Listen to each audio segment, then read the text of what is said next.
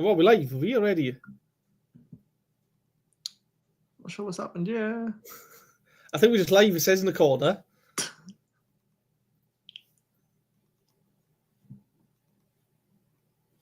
Yeah, I think we're just live. Don't even bother start now. Oh, here we are. Hello, everyone. Sorry about the. Yeah, I'm not sure what happened there. Welcome to the. This is the exclusive sort of like side of going live now. Welcome back to Saturday Night Live at Cardiff City World. I'm your host, Evan James, and joined me tonight is, as always, Mr. Rhys David Evans. How are you? Not bad. How's things? Good. Yeah, this wasn't the most orthodox intro, but there we are. You gotta keep you all on your toes, really. So yeah, welcome back, everyone. Get your comments lined as well, because tonight we're actually going to go through the false dawn 11. So me and Rhys had this idea of, I'm not sure who was the original idea behind this, of the failed potential people at Cardiff City. Now, please bear in mind that I've only followed Cardiff City for about 7-8 years, probably. So Rhys's knowledge is going to be vastly superior to mine, and he's probably going to have a few more contenders for people who have maybe not set the club alight with their performances as much as we thought it was. So another thing I want to just sort of say quickly is that you'll be hearing very much opinions. So, if anyone is watching from, I don't know, any players, I know sometimes we might have some, it's nothing personal. It's just what we think. And I think it is well, it kind of speaks to the fans as well of how much sort of like disappointment we might have had, especially the recent years. So just know that my team is basically going to be a lot more recent, not because I hate the club, just because I'm a lot younger. But yeah, without further ado, what we're going to do is we've both got a team of 11, and we're just going to start with the goalkeeper through defenders up to midfield and attackers. And we're just going to one by one sort of say who we've got in our failed potential. So we've got a range of different positions. We haven't just gone for strikers, even though there's probably a good few contenders. There was for mine anyway. Welcome all. First of all, welcome Rhys Lasky, Graham. We got a show Saturday where City didn't throw points away. Hey, well. Here we are. Evening, Paul. Evening, Sarah. Thanks for becoming a member recently as well. And guys, if you're not a member already, please become one, because it's literally, like, honestly, it's the price of a cup of coffee nowadays. It's probably cheaper than that, if I'm being honest. Cheap as chips. You can get access to exclusive live shows and early access to tickets and much, much more that you're not going to see just on here. Here we are. Evening, Graham, as well. Okay, let's get into it. So we might have Rob joining us somewhere throughout the middle here. I'm not sure if he's got his failed 11 as well, but we shall see. So first of all, Rhys, who have you got in goals as the false dawn 11 keeper? I got Ethan Horvath. And again, we've had some dodgy keepers, but this is someone who won promotion with two different teams. See, you expect he'll have something about him, and he's just come to the club and he looks absolutely garbage. And not to be harsh, he looks like one of the worst keepers I've seen. I mean, he is dreadful, and I expected a lot more for someone with two promotions. Again, I was considering Konstantinopoulos, especially the way he dropped the ball against Borough. I know he's ex-Jack as well. I thought about him. Wants to drop a lot. But to be fair, he put in effort in. I mean, Runnison played like 2 games. I think he didn't serve long enough to be there for me. I mean, we had Stuart Taylor, I think, was a Villa years ago on loan, and he was poor. I mean, Bywater wasn't the best. But yeah, Ethan Horvath's probably one of the worst I've seen. As someone who's been promoted to the Premier League twice, I expected a lot more than what we've got. Yeah, good point there. Graham said for an international keeper as well. Whether he was referring to what's his name, Runnison as well. I think he was also an international keeper. I think Runnison he was kind of in and out a bit. I think Bullock tried to almost force him into the lineup, but it didn't quite work. But you could see that he was trying to make it work. I think he's done that with a few players of mine. But I also coincidentally went with Ethan Horvath. And it says something, we've seen some keepers come at this club. But I mean, from at least my time, I haven't seen many keepers who I thought like, oh, they were just absolutely useless. but like recent years I have. I always felt like we've had, David Marshall and Neil Etheridge. I two keepers I really fancied and everything, but to play in the 11 all the time. But I don't know. I just find recently, yeah, and again, nothing personal, but unfortunately, it's just he's had way too many opportunities this season. So yeah, that's as long as we're spending the keeper anyway. But I've basically gone for a 3-4-3 formation. What formation did you kind of put together, or was it kind of just a bit of everything? No, I got 4-2-3-1. I got. Oh yeah, the classic that we wouldn't diverge away from. Okay, so who have you got as your left back then? Lee Naylor. We signed him. He's ex-Wolves, Celtic defender, left back. He scored 2 goals for us, 2 wonderful goals. One was against Leicester, and I remember a goal against Leeds. We beat them 4-0 at Ellen Road. I expected a lot more from him. I just thought he was poor on the ball, poor off the ball. He got exposed far too much when we signed it, when he played. And I just remember, I think he played half a season, and then sort of got dropped in, and J. Lloyd Samuel came in for him instead, and he was no better. But again, I just thought Lee Naylor, with his experience at Celtic, Premier League with Wolves, I just thought we'd have a lot better. He just disappointed me. Here we are. Rhys says he likes this idea anyway. I don't think we'll be doing this too often. But look, this is it's end of season, right? Let's be honest. Half these players are probably going to be going anyway. If they're still here, it'll be a bit awkward. But they not care. I mean, they're getting paid much more superior to us. We're literally doing this voluntary, so they're getting paid. So if that's one thing they can have over us, fair enough. Again, just quickly on the keepers, I've seen some Dan Lowe saying Smithies top. I'm not sure if he loved Smithies and that. I thought Smithies was all right as well, but again, he was kind of like in and out here. I hear the name Alan McGregor, but not sure of, probably a bit before my time. Well, 5 years ago, I think he came on loan. He did for a season. Oh, right, okay. Well, it possibly, yeah, maybe probably just before the Premier League days. Yeah. Well, for my sort of left centre back, I've gone. This is gonna be thing, right? Jamilu Collins. The thing is, right, this is for a different reason. Not everyone who gets in here is for the same reason, not just because they were a good player, but I think that is because how good Jamilu Collins was when he first turned up, and everyone seemed really excited about him. He had deadly pace, but now he's well, yeah, it's almost like he's lost a leg in a way. And again, I'm not going to say too much in terms of like dressing room stuff that I've heard about allegedly, but I felt like he was a big vibe at the club when he first came in, and the fact we signed someone from the Bundesliga was quite interesting. I just felt like, yeah, he just had so much pace, but ever since he come back, he hasn't had a run in the team. But it's just like it could have been something more. He could have been first choice for a lot longer. It's a shame, really. Same with people like Ebu Adams, who's now doing well at Derby. It's a shame that like big injuries and we sign players that are just it's ruined, or not ruined their careers, but ruined at least their Cardiff career. So I went for Jamilu Collins, and then next to him in the middle of the back three, where else we put him is Mr. Jack Simpson, who I've actually met before. But yeah, probably no one would disagree with me on this one, Jack Simpson, unless you do, Rhys. Oh, he was garbage. Let's be honest, he was dreadful. I just want to say as well, any players that signed during the red era, I haven't used none of them. I don't acknowledge red era, so none of the players that we signed on my list are from that area. So I've seen someone mention John Brayford. I'm pretty sure that was a Malky signing back in the red days. Brayford was. So I thought players like that, but I avoided that era. Oh, Benkovic was a good shout, Jonathan. I was thinking about him, yeah. So I think with Benkovic, it was the fact he didn't really even get a game. I think he got 1 game or 2 games, and then he got sent back. So like, I don't think he even saw enough of him to even put on there, because he was an unknown quantity for me at least. So yeah, that was a good shout, but it was a shame for him because he was a highly rated centre back. But I realise now we'll have to swiftly go through this a little bit faster. Who else did you have in defence then? Callum Chambers. Oh. I've got a centre half. I just thought some of the Arsenal and Villa experience coming into centre half, he'd be a semi decent defender. I don't think it looks like he's ever played defence in his life. He is that bad. Honestly, he's so poor. And the sooner we got rid of him, the better for me. He was on my short list, but I didn't put him in just because I felt that was going to reset. But also, I think the other person I had was Curtis Nelson, and I forgot about him completely. And I got a feeling he's on your list as well. But or at least He wasn't. No, I feel like you mentioned him in our Cardiff City chat. You can get, if you remember, you get access to the WhatsApp group chat, and in there, I remember you mentioning Curtis Nelson's name then.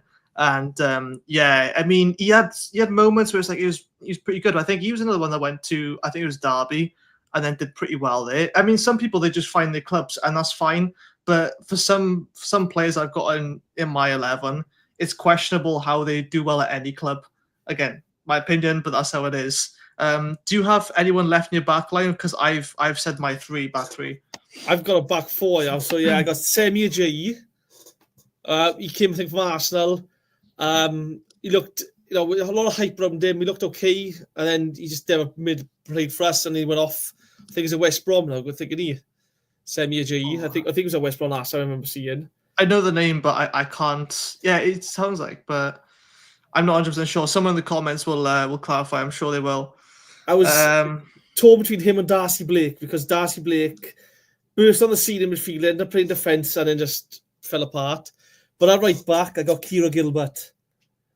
We had him on loan back in Dave Jones's early days from Arsenal. He was a young right back with a lot of pace. Played about 20-odd games for us. He looked exciting, I thought. And then he just, the last 10, 15 games of the season, I think it was, the last 10 games of the season, just disappeared. And then he went off on loan to Southend, and I think he played for Leicester. And then off to America, and never really heard of again. I want to draw attention to this comment here by Rhys. Interestingly, he said, for centre-back, it's hard. Most have done fairly decent over recent history. And I have a question for you, Rhys, as well. And you're more entitled to think that.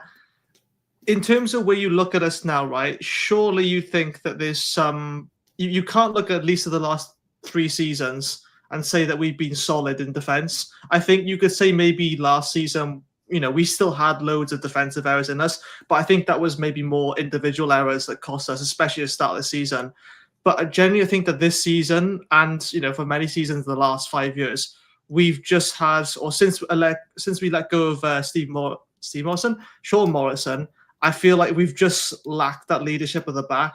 When the days of like Bruno Ekwelimanga and Sean Morrison or Sol Bamba and stuff like that, it's like those are leaders, even if they were quiet on the pitch. I just feel like I look at the back now. Yes, I think going forward that like Joel Bagan, Will Fish, or Dylan Lawler would be great, but it's a very young pairing, and that's untested as well. I mean, they've been better for me. Those 3 centre backs I've named have been better for us than all the rest of them recently. But again, it's the unknown quantity, and they're still early in their career. I personally disagree to think that we've done fairly. I suppose you could argue fairly decently, but since we let go of Sean Morrison to, I think it was Rotherham, we've had nothing at the back for me. I think, we had Cedric Kipri on loan. I thought he was solid. Yeah, he was good, yeah. Nat Phillips disappointed me, mind. He was okay, but... He seemed to switch off so much and cost us lapses in concentration. The amount of times he did and cost us, I was surprised for someone so highly rated come from Liverpool, I think it was. Ossie Tutu, right back from Arsenal as well, another one I was psyched about, but... I think him was more the fact he didn't really play that much, I think, unless I'm wrong about that. I could be wrong.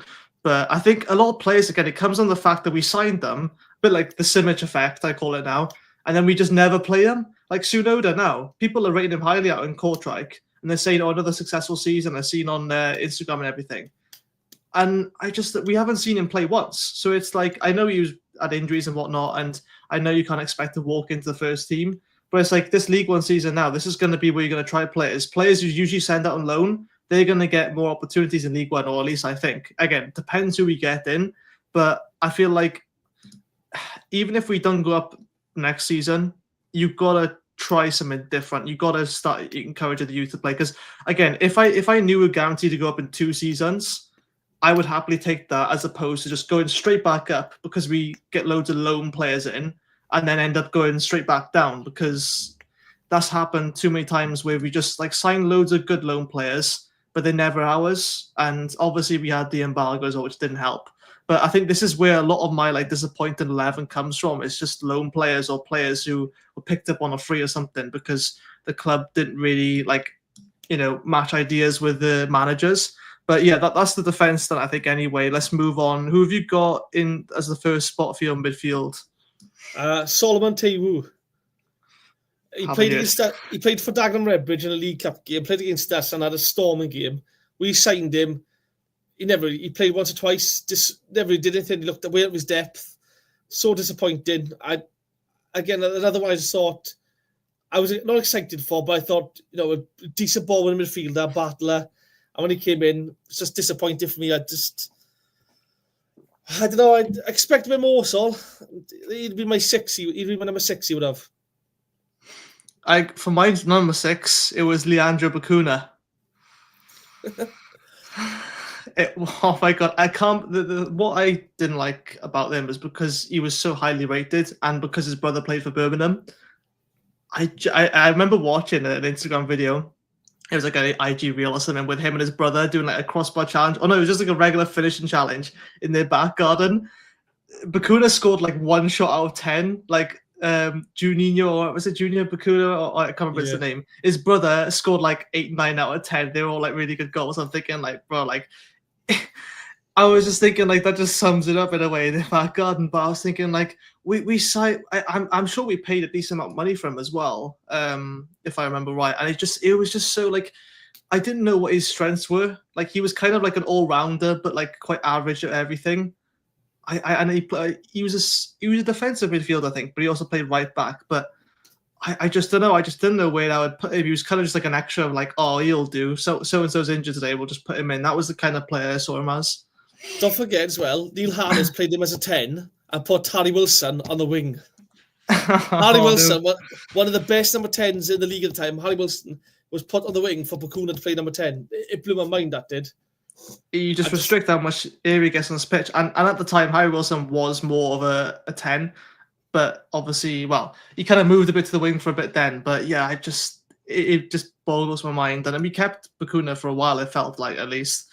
But the other, so I've got a 3-4-3. So the other midfield I've got, this one might surprise a few people, but it's Harry Arter. In the Premier League days, the most frustrating player to watch, I think. I mean, again, I could probably think of a few others, but more frustrating than people like Omar Niasse, who just hit the woodwork every single shot he had. Because Harry Arter, without a doubt, he's guaranteed a yellow card. And he's kind of had the Will Vokes factor in him. But the difference is, I felt like Will Vokes did a bit more than Harry Arter, if I'm being honest. I just felt like literally every game, you just knew that both players would get a yellow card. And I was thinking, like, apart from like getting stuck into a tackle, what else did they offer? Because it wasn't even like crunching tackles and then, the possession would change, it would counter-attack. It was just kind of like he would needlessly pick up yellow cards after the defender beat him. He didn't really have much pace. And I think I'm not sure if he's a free agent right now, Harry Arter, because he went to Nottingham Forest afterwards. But I think they let him go or something. So I'm not really sure what's happened there. But I know that since he joined us and went back to Bournemouth from loan, his market value just tanked. Like he was worth like 3 mil or something. And then he's basically worth nothing now, which is a shame. But I'm sure. So he went to Forest on a 2-year deal. They sent him along to Notts County.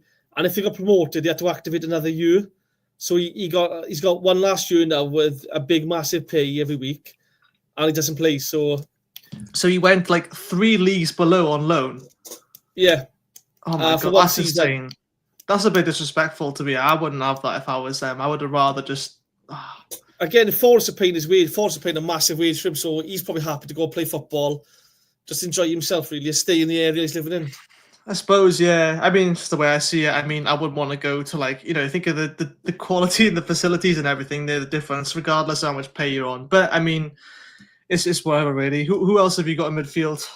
This is the hard one now, because there's so many players disappointing me in this position. But in the end, I settled on J. Emmanuel Thomas.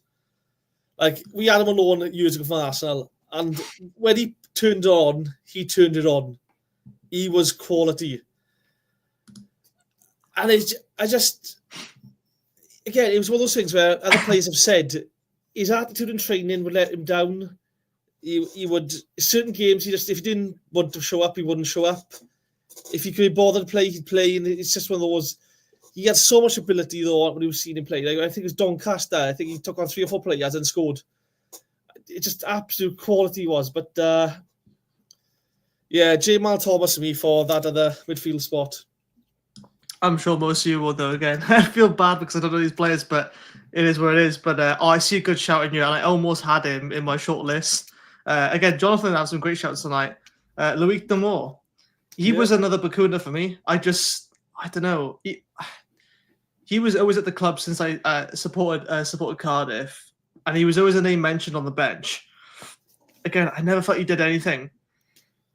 But again, some players maybe it's just it was too much of that. I just think he was someone would have excelled at League One, but has done pretty much nothing in the Championship. Again, I could be wrong, but the fact that the people have mentioned it as well, it probably says it.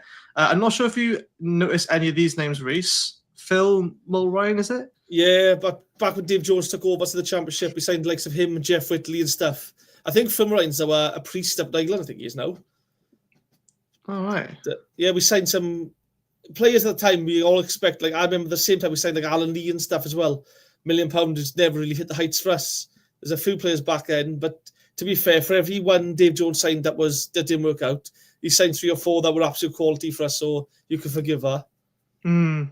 I think as well, it's a good point with Bob as well, saying certain players were just kind of signed for like to be a squad filler, and I felt like players like Loic Damour and even Harry Harter, so like basically any midfielder, I felt like sometimes they're good squad players to have as backups, but like you never expect them to excel. But I expected players that I picked to excel, and I don't think they did. So now I've got basically wide midfielders. I'm guessing you've got 2 wide midfielders as well? 2 wingers, yeah. Yeah, 2 wingers. So this is one. I'm sure you remember this guy. He made his own beats and everything. And he was a promising star at Liverpool, if anyone can guess. He played right wing. Yeah. I was thinking about Darren Ojo, but there's a few others I had to put ahead of him, I think, from you. Go on. No, go on. You say yours. I mean, to be honest, I don't think I need to speak much on it. The only thing I will say is that playing him as a striker was one of the biggest mistakes ever, because he was someone who just could not score. I think he scored 2 goals within 2 seasons of us, so almost as much as Matty. But I genuinely don't think I can't remember him ever clicking into form.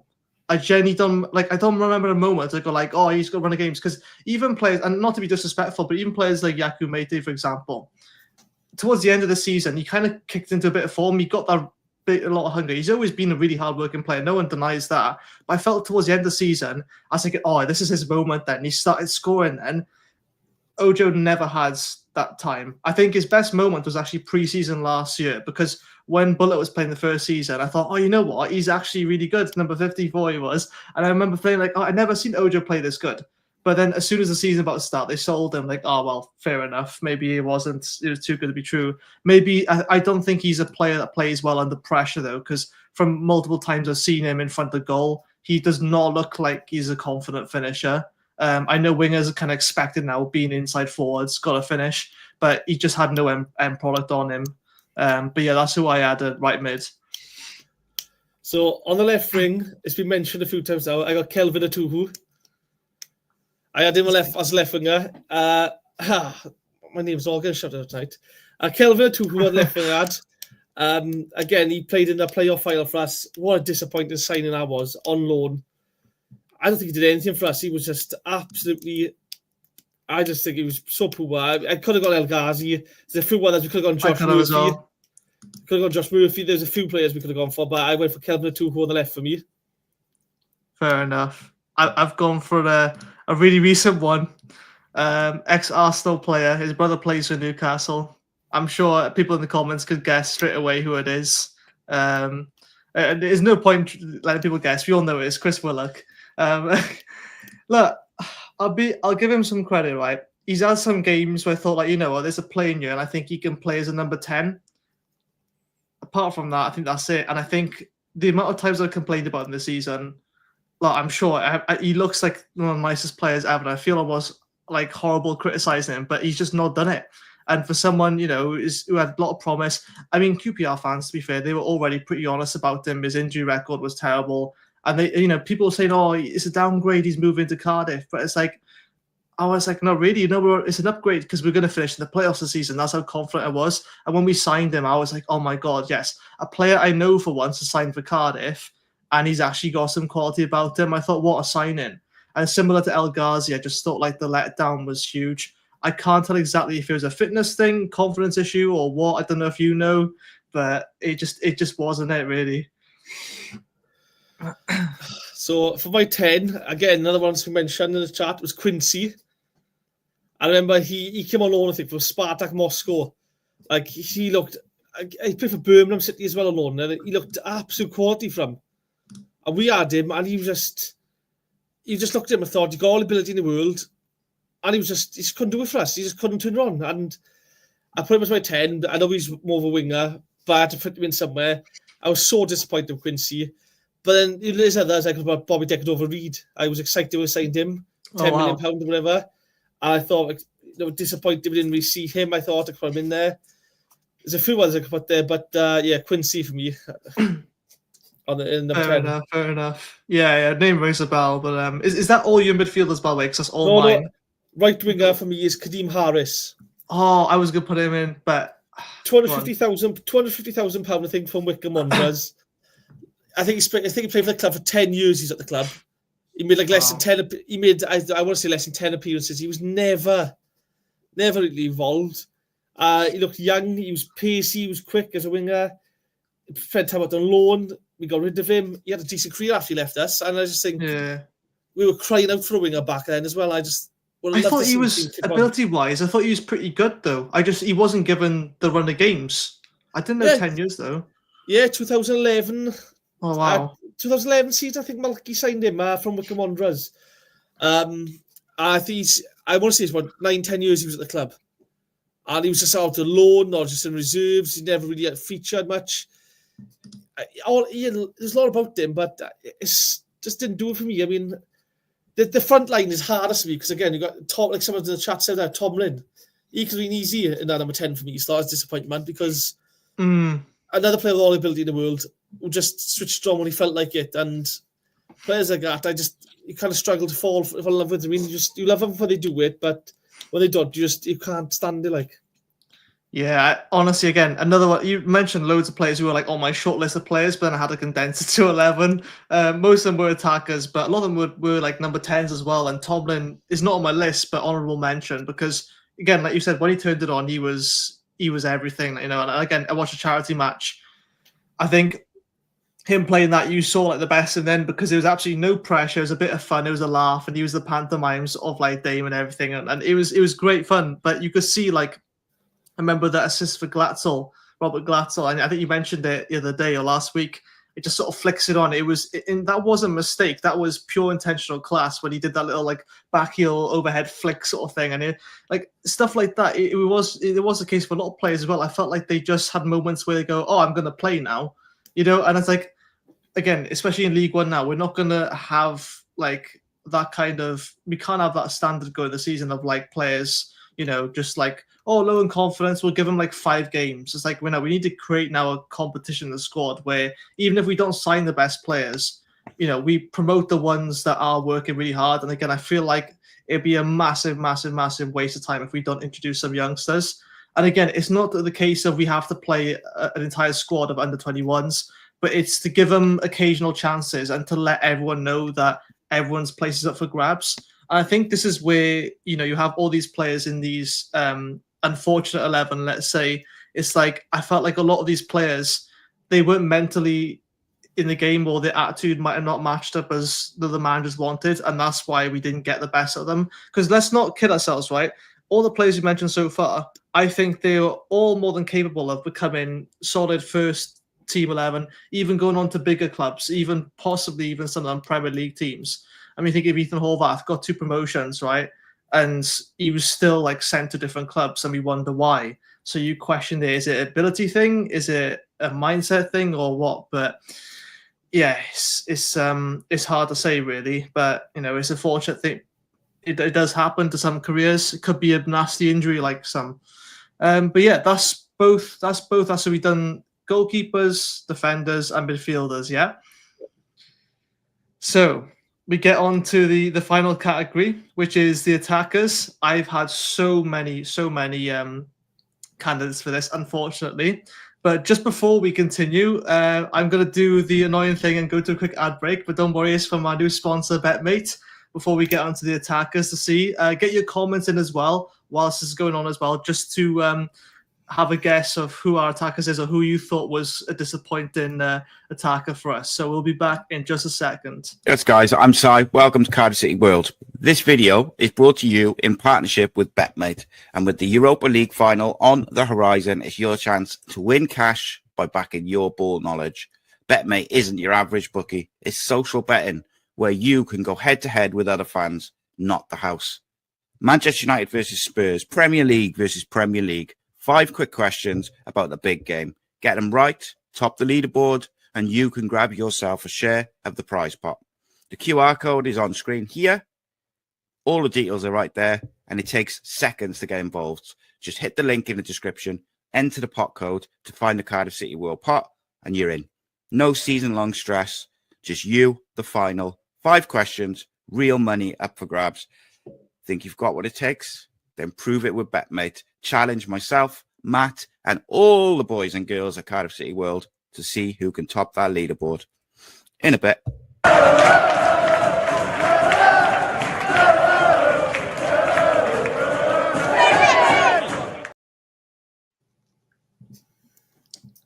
Okay, we are back. So now hopefully that's giving you some time. I've just had a look at the notification. We've got another 42 comments as I last checked this. Well done. Thank you very much for joining as well and sharing your views as well. Again, if you're not already a member, I can see loads of green names right now. So it's amazing since I started joining Cardiff City World. I've only been here for about just over a month, I think. And I think honestly, I've seen the amount of subscribers we've got. I feel like the members have almost doubled. I've seen the WhatsApp group chat fill up loads. I mean, you look at it now, it's like it's constant news on there, so it's great fun. But yeah, so attackers. So I'm guessing you've got. So have you just got one more position now because you've got a 4-2-3-1? Yeah, one player. I've got 3 positions. Do you want to say yours first? Then we'll do. I was going to say, let's catch up. It's like Christmas, first. Isn't it? It's like you've got to wait for your sibling to unwrap a few of these because you're going too fast. Do yours first. And what we'll do is we'll do honourable mentions this then. Okay, I'll be long. All right. Okay, so we've mentioned these players already. To be fair, just not like a lot on them. So I'm gonna get cancelled this, but Yaku Meite is right wing, and I put him as a right wing specifically because I've saved the striker position for someone special, and because I felt like I don't know what we were trying to do, play Meite at right wing. I don't think he really has a strong position to say. Again, everyone says, "Oh, he works hard a lot," but like you know what I mean. It's like when you, it's all well and good to say like, "Oh, I really tried on it," but like when you need someone, it's like for example, if you were to have a surgery, right, and it could be life-changing surgery, or your God forbid, it's like a sibling had to have it, and then they have the surgery, and you're really anxious. They come out, and the doctor says, really sorry, it's bad news. I tried my best, but I'm not really that much of a qualified doctor, and the surgery didn't go too well.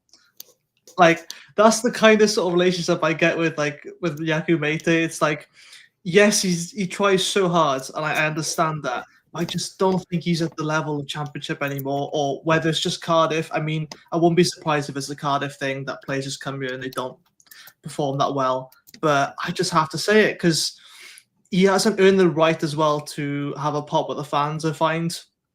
When a lot of the away fans, they travel a long distance, Sheffield, like up north and down to, through London, everything. It's like when you had the confidence to sort of like score and then sort of almost mug off the fans, like that instantly like maybe lose loads of respect to him. And again, that's probably a conversation for a different video, but that's kind of one of the reasons why he sort of earned his place there. And then left wing, I've gone for Josh Murphy, which I think we all agree is the biggest waste of 11 mil ever.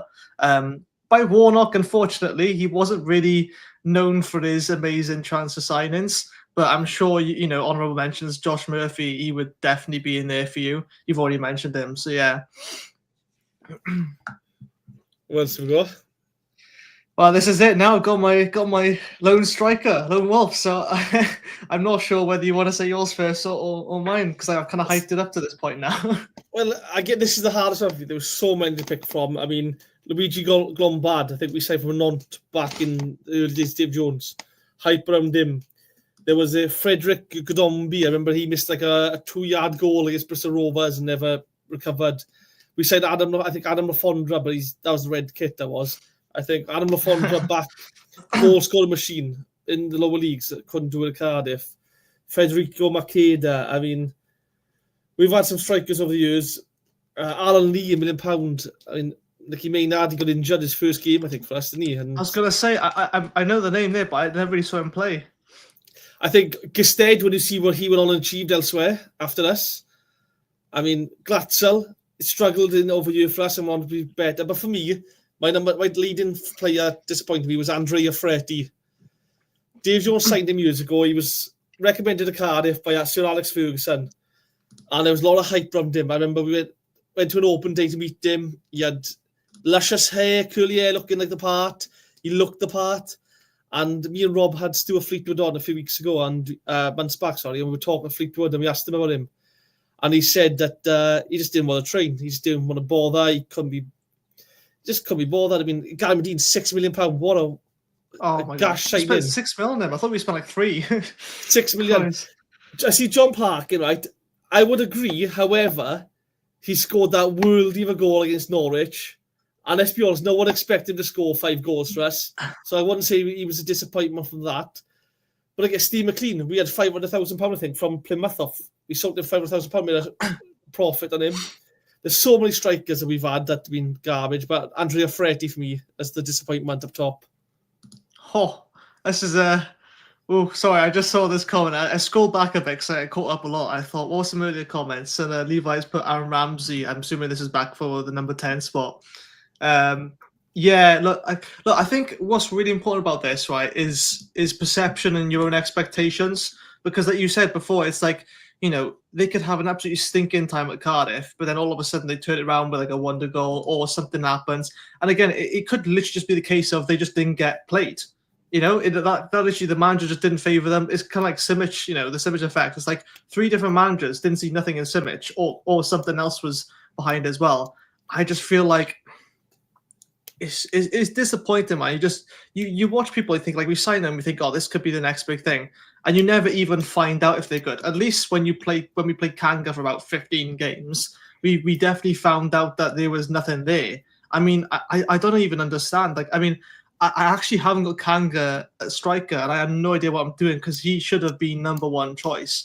But I think because of how little he did, I didn't even remember he played for us. Like, I'm not kidding. Like, but you know, I saw someone mentioned Ferretti in the comments a long time ago, towards the start, I think. So well done you for mentioning that earlier, whoever it was. Sorry, I can't remember who. Got Kenny Miller here. Oh, you said Guerra, didn't you? I know. You mentioned him. I mean, well, like I said, I boycott the red era, so I won't really talk about players of the red season. Enough. However, I know his name. I know what sort of striker he was in Spain. He was a fantastic finisher. And again, did he make any appearances for Cardiff? I mean, another one in red then. Etienne Velonica signed him from Maribor. Absolute goal machine out in Slovenia. A goal machine for the under 21s. Didn't play for us in the first team. One of the board signings. It's just there's so many. I mean, growing up watching Cardiff over the years, there's been so many strikers. I mean, it's one of those where, like, you can look at Leo Fortune West and say he didn't score you 50 goals or whatever, but he did other things to bring that into play. So therefore, he was, it's one of those where you don't expect that. So like I said, I wouldn't put John Park in there because I didn't expect him to score 15 goals, 10 goals, 5 goals. He was just there to bully defenders, get an extra man on him, and link up play. So I won't put him there. But Rudy kind of disappointed me because I see the career he had afterwards. There's been quite a few strikers we've had. Rhys, and exciting and talent. I was there. You know, we scored against Burton in the league, 91st minute winner. The club releases him. All of a sudden, he goes out to Cymru in France.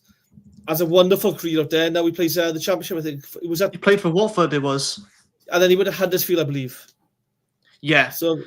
Rhys, he was going to go on my list, but I actually quite rated him. I think, but obviously for a different reason. I was at the game when he had the horrific injury, and to be fair, like he put his body on the line. And he was really young when he was when he was playing for us as well, I believe. And you know, some people it's almost like they excel in a completely different league. Sometimes the English leagues are just too much for whatever reason, or you know, again, it's like a lot of times people go to the Belgian league or to Germany, and they just find there's a different pace to the game there. There's different kind of like philosophies out there as well, and it just clicks to people. Like Sorba Thomas, I'm not sure how exactly his loan went, but he went out to, I think it was the club that we don't mention. But yeah, I just realised who it was then. But you know, Jordan James has gone out there now. Is it to Rons or something? Or yeah. But sometimes it just happens that a different league suits them, and you know, great on them. But unfortunately, we haven't really had many Cardiff players who have stayed here a long time and excelled. But Tete's a good shout as well, Graham. And I know I'm delaying now my my pick, but go on. I wouldn't say I was disappointed in him in the terms of fair potential, because when he came in, I remember Steve Morrison's first interview. He said the lad is like 6 foot, and that doesn't mean he can head the ball. And I remember thinking, hang on, he can't even head the ball. That's going to be his number one ability, really, is a tall striker. Winner headers. So I never really expected much from him. I mean, Max Waters, another one. I didn't really expect much from him. No offence, he didn't do much in League Two for me. I don't understand why we signed him, but Warren Feeney as a player there, I thought he'd bang a few goals for us. I think he scored for us. He ended up going along to the Jacks. Tony Watt, I like Tony Watt actually. I thought he worked his bollocks off for us. His hard-working striker. I thought he didn't get the goals he would have liked, but he worked hard. Oh, James Collins. I feel like I've got a delay now, but no, I want you to see if you can put in the comments and guess who I've got based on these clues now. But during this podcast, it has been mentioned the name of this striker who was my most disappointing. So he was a striker who didn't score at all for us, but was fairly young prospect, and he was, you know, he had so many chances, but no matter what, he'd either hit it straight at the keeper or it just won it. It was in the last 5 years, and he was signed for €1 million or pounds from Crawley Town. Any guesses in the comments? I think Rhys knows, but first one to guess it gets a well done and a thumbs up from Evan. But yeah, so signed for Crawley Town. It was in October the 10th, 2020. He was signed. And then he got loaned out to MK Dons. Yeah, Bob's got it straight away. And you just mentioned it. It was Waters. Man, I felt bad for the guy, honestly. And when Steve Morrison subbed him off after 30 minutes, I was like, oh my God. And he looked so sad that he was going to cry. And to be fair, I would have cried with him if I was like subbed off after 30 minutes. Look, I know, right? I've seen Kanga last the whole game in the pitch, right? And I say Max Waters is way better than him. And again, he went to Barnsley afterwards, I think, and he had a good spell there for a bit and then dropped off again. Oh, I just felt like the guy was on the verge of something. Everyone else wanted him to score, which is really nice. But the problem is, what tends to happen when you want players to score, those tend to be the ones that don't. Maybe it's the pressure, I don't know. But I remember one shot he had, he should have buried it. He hit it straight down the middle of the keeper, and it just kind of told me that he wasn't like a proper striker that knew where the corners of the net were. He just wanted to get on target, and it was frustrating. But I really wanted the best for him to work out at Cardiff. I remember watching him, right, and it was one of those strikers. It was strange because he never played off the shoulder of the last defender. He stood directly in front of him. But when the ball came, he would get bullied far too easy. So he thought, right, change it where you play. But then he wouldn't drop deep to get the ball. He would just stay next to the defender. Where the defender went, he'd follow. He looked no offense. He looked so out of his depth. He was so quick though. He's lightning pace, and he almost plays as a target man. But he wouldn't even come and hold the ball up. No. You know, so like you said, I think it was partly poor management, if I'm being honest. But I don't know. It was just Idris Sadi. That's a great shot. He was going to be on my list, funny enough, because I remember he looked really good. To be fair. At the 21s, I think he played 1 or 2 games through our reserves at the time. There was all hype around him. He was short, powerful, quick. I mean, flipping hell, it didn't get a shout sniff like. I mean, there's other players we've had, Kenwyn Jones. You know, in the Championship, you expected him to do something. I remember one mate said at one point, I think he's missing, but he wasn't. He was just stood in the middle of the pitch. He wouldn't go forward. He was so lazy. It was, oh my God. How would the club allow players like that anyone need a place? A shambles, a shower of shit. But yeah, we've had so many strikers that have been so poor. This is why we purposely left until last, because I remember Kevin Jones was like the first striker I knew when I started supporting Cardiff, and I didn't know what a striker was supposed to do, but I knew that it wasn't kind of you jog everywhere, wouldn't he? He just jogged around, and then he did score. Like the thing is, right, he did score, but it's like that's not always the point. Like you can score as a striker and still be a failed project at the club, and I felt like that's what like Jeju as well. I forgot about him. We go on to honorable mention soon. But even Jeju scored like 2 goals in the little. I'm thinking like, it's just you just knew it wasn't it, was it? But well, another one I remember was Isaac Vassell. Do you remember him? No, I rate him highly. He's at 100% goal scoring ratio. 1 game, 1 goal. He scored the 94th minute win against Luton from a corner. Header. Absolutely, I thought, right, here we go. He's a kick on now. He's going to get 20 goals a season, whatever, and he's out injured for the rest of his time in the club. Like, I mean, but again, there's other players we could have had all over the pitch. I remember Jazzy Ban and Bob from the academy, broke through, played against Coventry City. Exciting young fullback, played 1 game, and that was it, and gone.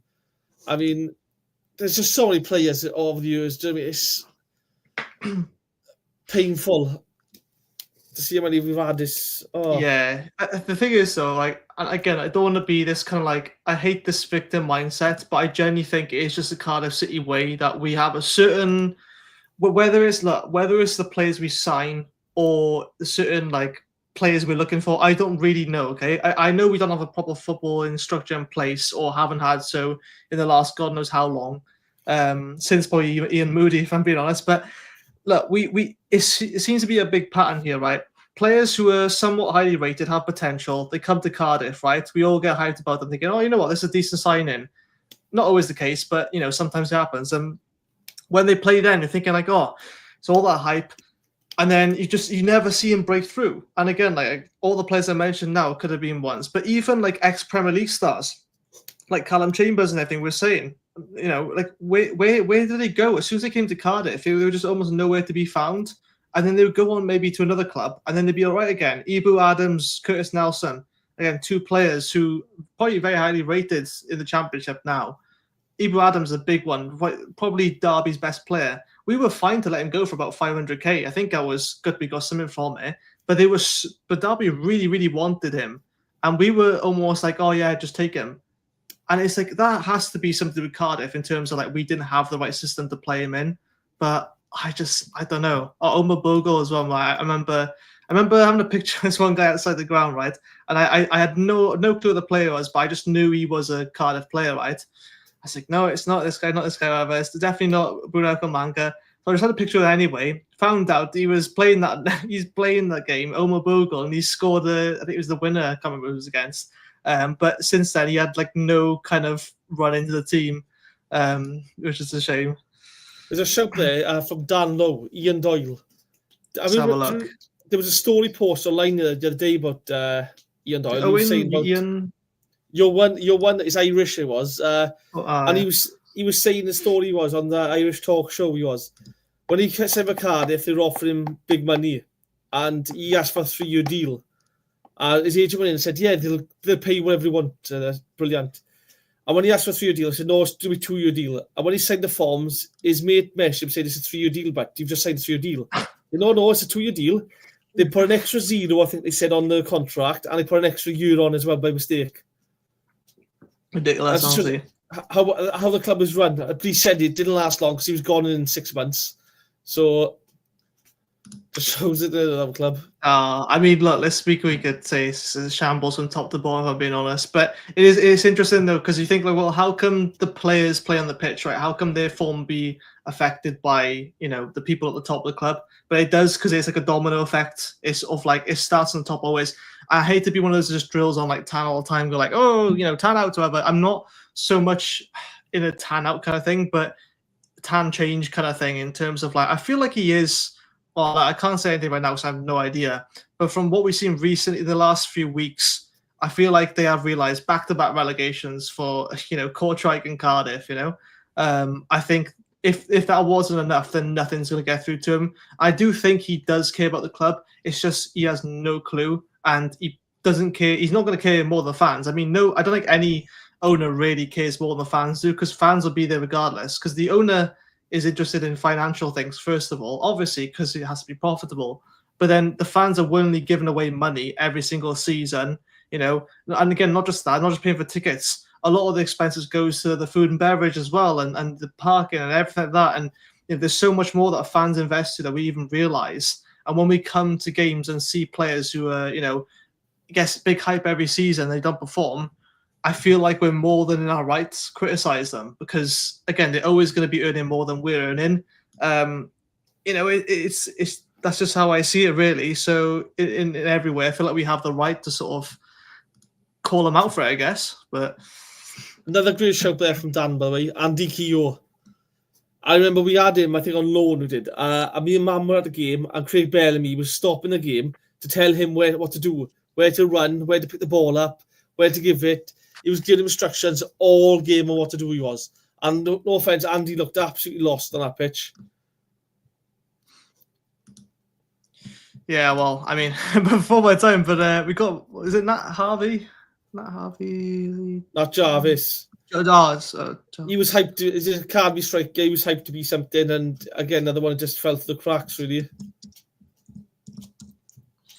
I appreciate everyone, by the way, getting so many comments here. It's honestly, there's so many suggestions. I see a few people putting in some highly rated players. Maybe they were a bit late to it, but yeah, this is just like I guess you call it the failed 11. Robbie Fowler is in here. Another one injured. Yeah, again, all different reasons. Doesn't have to be for form. Could just be they didn't get played or they're injured. Who's your manager for this team? Your most disappointed 11? Oh, yeah, I completely forgot about that. Most disappointed manager? Yeah, Errol Bullitt. Generally. I was thinking Mick McCarthy, but I never had high hopes for him, so I couldn't put him in. I just generally think I was so excited for him. I think it was because of how excited I was. I thought, you know what? Nobody knows. No one has a clue how good this manager's going to turn this team into. When we had that season in Portugal, that pre-season, and I think, oh, yeah, this is serious. We're playing teams that are way better than us. We're playing in, really 10,000 degrees heat, right? And, it looked like we were trying something different. I just felt like Bullitt had that face of a person you wouldn't want to mess with. And I haven't seen many faces like that since probably Neil Warnock. You know what I mean? But he looked way meaner than Neil Warnock. I just thought, like, yeah, this is a guy that, discipline. You could tell they sort of bought into the project, at least for the first season. Unfortunately, though, during the season, just the style of football just wasn't there. And I think that we got really lucky to be 12th, if I'm being genuinely honest. And then the start of the season really says it all, doesn't it? I mean, the preseason we had, look, I BS myself at the time, but it was shocking. I thought, oh, yeah, it's not like preseason. Struggling to beat the likes of Bristol Rovers or Reading just before the season starts. That was shocking. No disrespect to them. I thought it was a strange pre-season overall, because me and Matt would go to the games and you'd have 2 first-team players and the rest of the kids. And you thought, hang on now, where's Siopis? Why isn't he playing? Again, Tana would play every pre-season friendly. Tana would play, and then you'd have one centre-half playing from the first team, maybe Big or something. I don't know, it was all kids playing all the time. And I was thinking, if this is pre-season, they're not going to be match fit for it. Because I think the Reading game, we had about 5 or 6 first-team players playing, and again, the rest were kids. So start of the season, they just looked out of shape and it's not fit enough. It was... Oh, it's fucking wild. For me, I like Bullitt. I really did like him. I can't say Ole because that's the red season. I would. You could say him anyway as a bonus mention, like as an honourable mention. I think Russell Slade did a really good job under ridiculously tough circumstances. It might have been the most boring football we've seen, but he had to come in, cut the cost, get rid of players, and he got like 2 points off the playoffs. So hats off to him. I remember that awful run under Mick McCarthy, but for me, Paul Trollope, I think there was he was a Welsh coach. He'd worked with other managers. I think he was at Brighton and stuff as a number 2. He'd managed Bristol Rovers. And he came to Cardiff. I think he lost every game. I think it was. He wanted to have this Welsh revolution. We were calling it. We're gonna have like Jazz Richards now coming in, a shocking player, really, absolutely shocking. And Trollope, it was just absolutely dreadful football, and he was gone after like 12 games. Sadly, I was disappointed with you. I thought I expected a lot more. it was very hard to watch. He got one or two results, and then he came up and said things like, the Swansea game is just a game. This is, it's not. Was that him who said it? Game. Yeah, it's just one game. For us, it was yours. Yeah. I'm not here to win certain games. I'm here to win bigger points. And I'm thinking, yeah, but there's you don't say that, do you? No. You don't say. Michael Duff said it. That's one. Yeah, I was going to say. So you don't say things like that. So I was disappointed with Sabri. Oh, disappointed. Team Whitehead Barbie, mate. Oh, man. He had one game in charge. I think he lost. Leeds. Yeah, it was. He had 100% fail rate. He has a loss rate or whatever.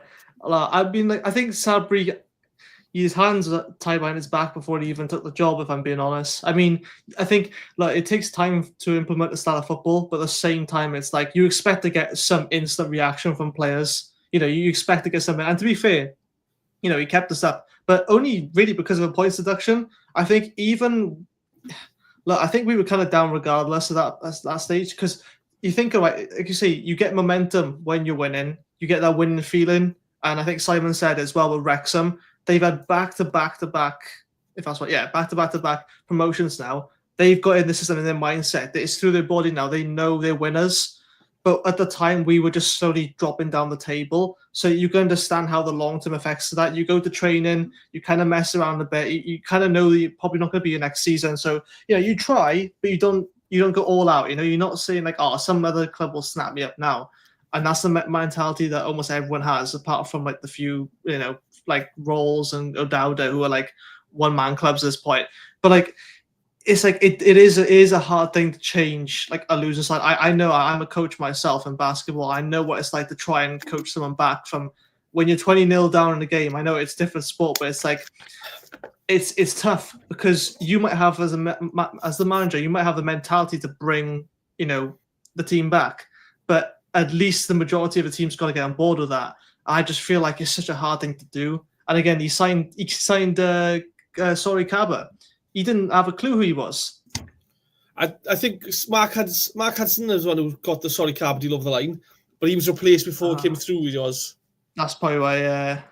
So like, no in time probably. Right. I think in reference to Dave Jones.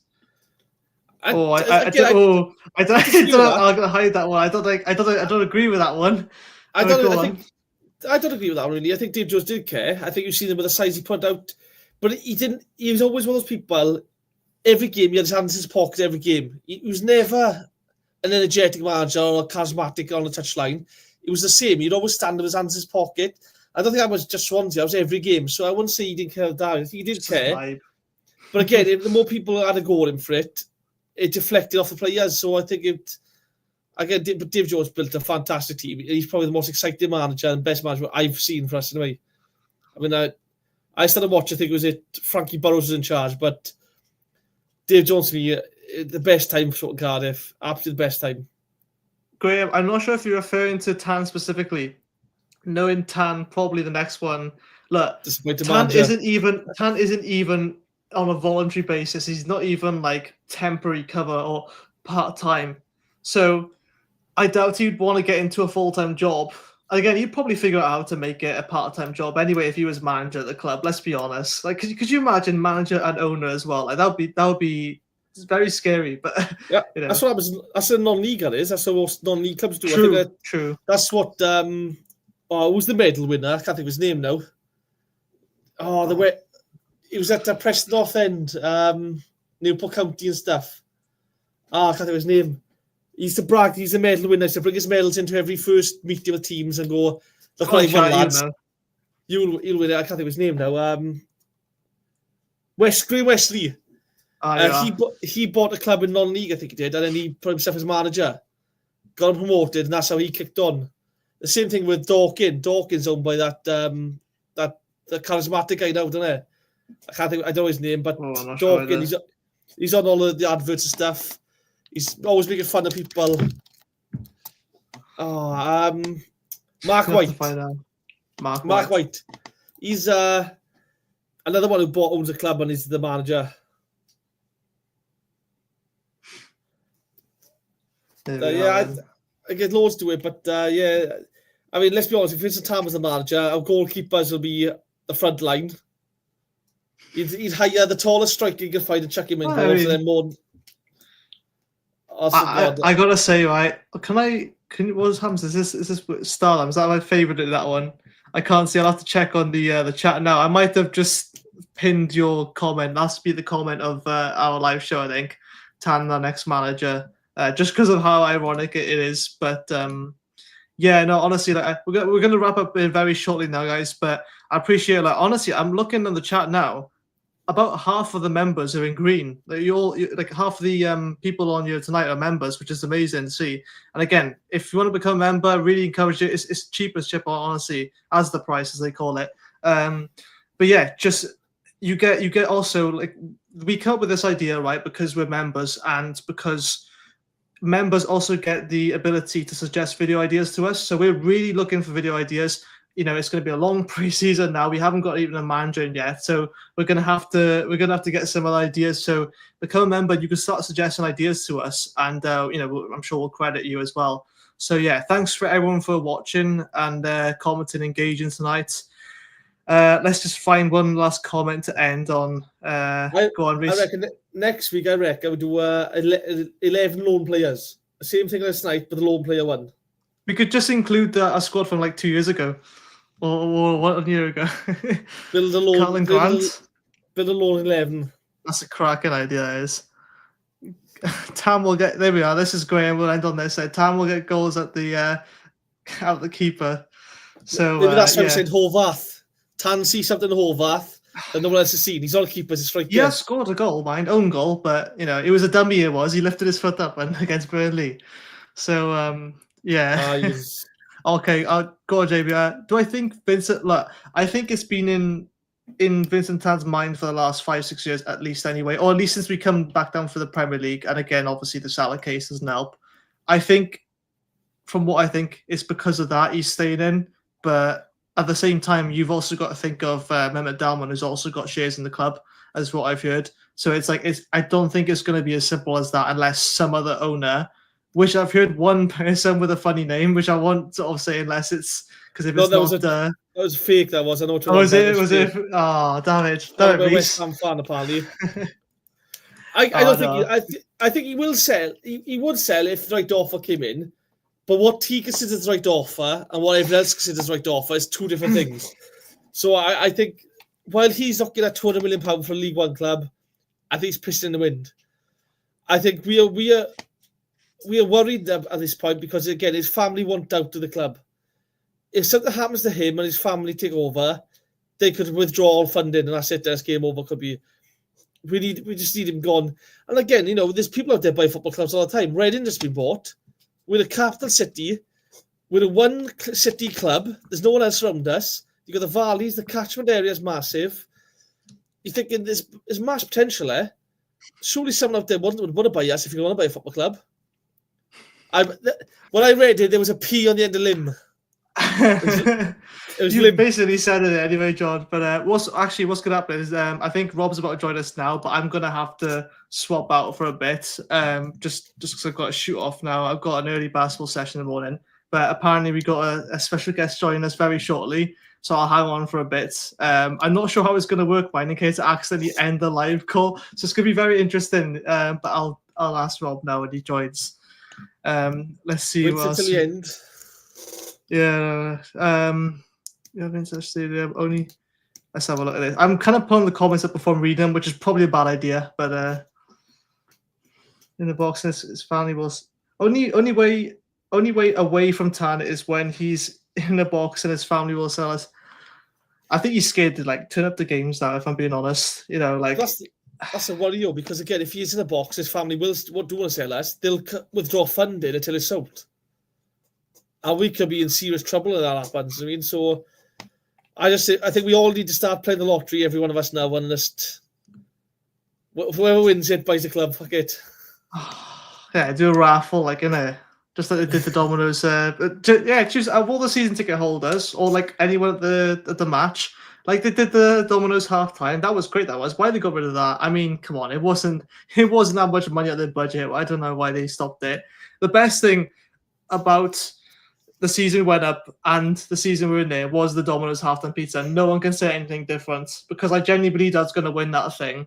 And it was, I don't know, it was just it was the one thing that felt like it was the most selfless thing that Tan's done for the club, apart from chuck loads of money down the drain, if I'm being honest. And this comment as well, like, you don't need to sell, just get the right people in.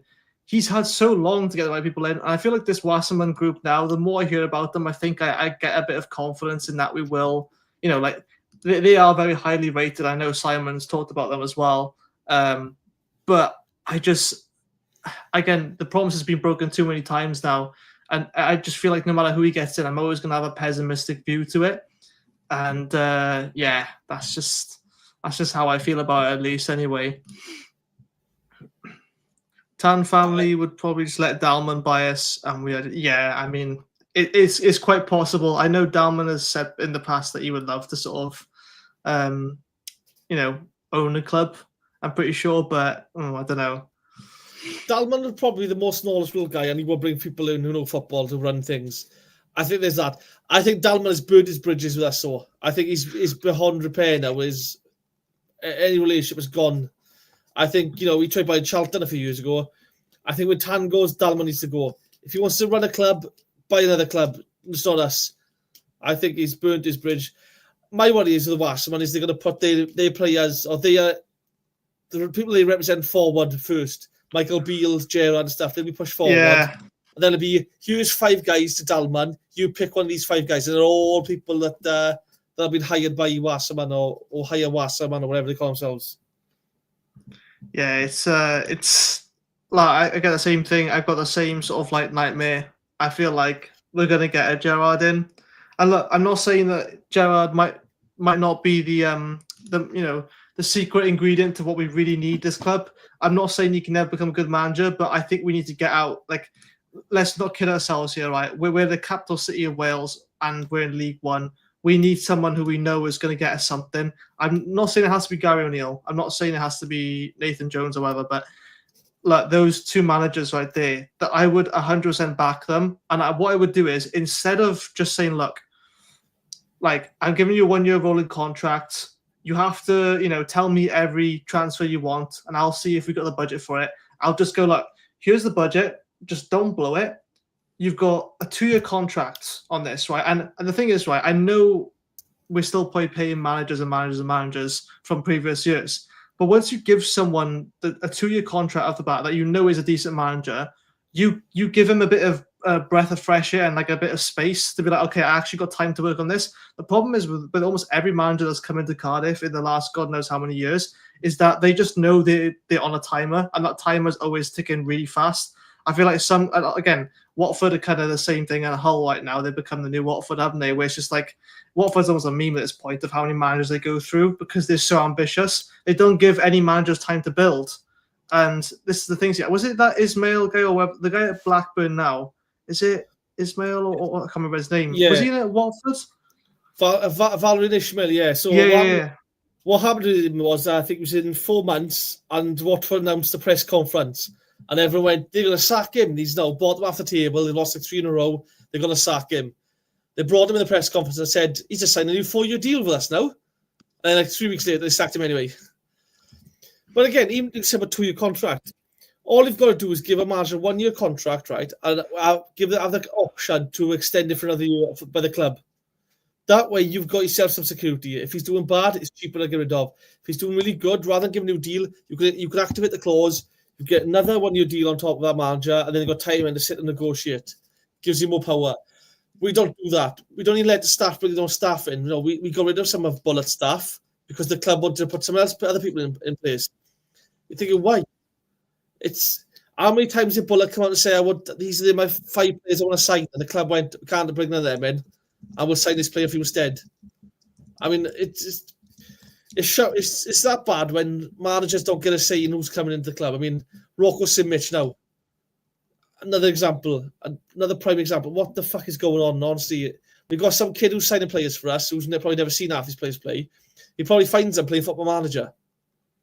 That's the worrying thing. Sad reality, probably is the case, you know. Yeah, it's on FIFA tonight. Playing FIFA. Oh, it's a cool name. I'll sign him for the club. Wilfred Kanga. Do you know what I mean? That's how the club has been run. You look at this guy, what's his name? Will Still made a career off of Football Manager, which I think is incredible, if I'm being honest. It's a very unique way to do it. But look, we can't get ourselves. Like, he still went through a process to it. And I think, as it Romsey's that had to pay like 22,000 euros every month he was at the club, or just because he wasn't like had the proper licenses. I genuinely feel like he would be a kind of person we would end up going for, just because he's a merged name, he's young, and anyone that hasn't got proper qualifications at this point, because that's the kind of like trust levels I've got to. I will say though is that look, I don't mind. At first I was against the idea of Aaron Ramsey. I don't mind if he's in now, but I feel like I'm like beating a dead horse here, but like we need to get someone in the club that has good. If you're going for someone who's got no experience, you need the polar opposite as well to help him out. Even if it's just like a background kind of figure, just to like lead him through things. And look, Aaron Ramsey is a well-respected man, but I tell you what, like no matter what, if you're a new manager, you'll get messed around. Like people will try and make deals with you for ridiculous money if you haven't had experience, because they will know that you're a new manager. And you have people like Tom Cleverley and all that now probably looking for work. Jack Wilshere left at Norwich. So like all of these young managers, I don't know if they're leaving to elsewhere or what, I'm not sure. But what I will say is we do have a special guest. He's on the night shift, taking over. Surprise, mother fudges. Don't worry, it's past 9 o'clock, mate. Yeah. Oh, I'm so sorry I'm late. Hope you're all doing very well. If you drop off at this sound. Yeah, I'll show off in a couple of minutes now. But yeah, we basically, just to catch you all up and everything. I mean, I just see the comment on here. Sorry, I feel like I've picked on Graham a lot tonight, but Bale and Rambo. I'm assuming he means as managers. Look, I couldn't think for a second that Bale would want anything to do with football anymore now. So I got a feeling, he's got other interests. But no, we've gone through our entire 11 of basically, I guess, disappointed 11. And I didn't know if you had any honorable mentions off the top of your head, Rob, that you felt were just disappointment over the last however long. Mate, I've got an 11, so it's entirely up to you if you want to stay around for it. I want to hear. Go on. I want to hear your 11 before I shoot off. Okay. Right. Hang on. Bear with. Welcome. Thank you. No, I've not been watching Eurovision, my friends. I have not been watching Eurovision. Sunglasses indoors. He's got a bargain.